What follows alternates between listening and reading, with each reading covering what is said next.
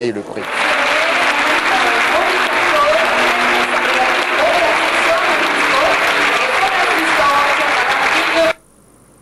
Hors du Bénin à présent, hier dimanche, les Ivoiriens étaient aux urnes. Après 10 ans de crise et de reports multiples, le premier tour de la présidentielle ivoirienne a finalement eu lieu. Un scrutin qui a drainé du monde et s'est déroulé sans heurts avec en tête d'affiche 3 candidats, Laurent Gbagbo, président sortant, et ses principaux challengers, Henri Konan Bédié et Alassane Dramane Ouattara. Centre numéro 1 dans ce bureau de vote du quartier de Cocody à Abidjan. Les portes se ferment pour entamer le dépouillement des voix. Une urne pleine. 360 inscrits, seulement 57 abstentions. Comme à l'image des autres bureaux d'Abidjan, les premières estimations non encore officielles du taux de participation avoisinent les 85% dans la capitale économique ivoirienne.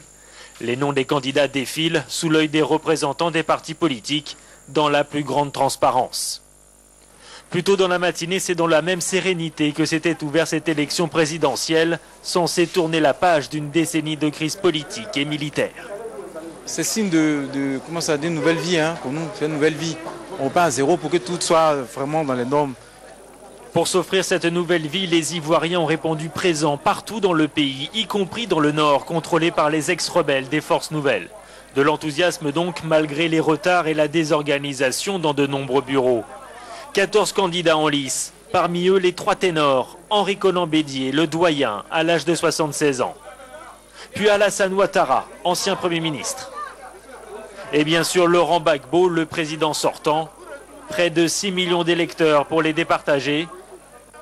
Enfin, après 6 reports successifs. On attend le résultat, que le meilleur gagne. Chaque candidat a en tout cas été incité à respecter les chiffres transmis dans les heures qui viennent, bureau par bureau, à la commission électorale indépendante.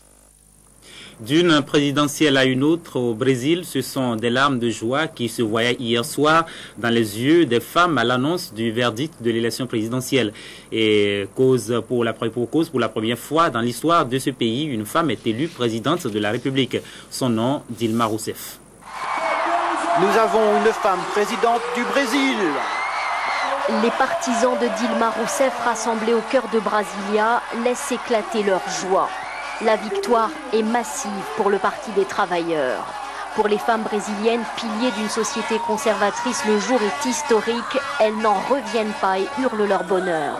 L'émotion dépasse le simple succès électoral. J'espère qu'elle va réussir. Notre Brésil va être dirigé par une femme qui nous apportera l'amour d'une mère et la détermination d'une guerrière. Dans les rues, la fête s'est prolongée une partie de la nuit, avec cette fierté affichée d'appartenir à un pays capable d'élire un ouvrier et aujourd'hui une femme. La nouvelle star du Brésil, la voici, assaillie de toutes parts pour sa première conférence de presse de présidente. Dilma Rousseff émue aux larmes lorsqu'elle évoque le départ de son mentor dont elle a été ministre pendant 7 ans. Je sais qu'un leader comme Lula sera toujours proche de son peuple, même loin du pouvoir. Le premier engagement de Dilma Rousseff est d'éradiquer totalement la pauvreté pour achever le travail entrepris par Lula il y a 8 ans.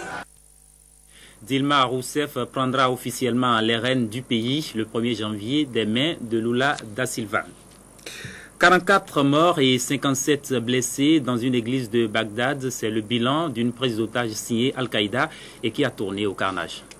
Un carnage. Les représentants de la communauté chrétienne de Bagdad sont sous le choc. Dans la cathédrale catholique syriaque, plus de la moitié des otages retenus par le commando d'Al-Qaïda ont été tués ou blessés.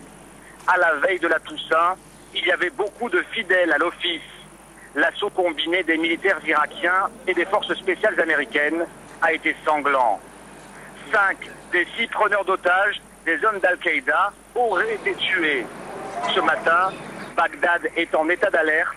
L'organisation d'Oussama Ben Laden menace les chrétiens d'Irak, mais également ceux d'Égypte aussi. Elle exige de ces 2 gouvernements la libération de plusieurs de ses militants emprisonnés. Madame, Monsieur, c'est la fin de ce journal. Merci de l'avoir suivi et une fois encore, toutes nos excuses pour les imperfections qui l'ont marqué.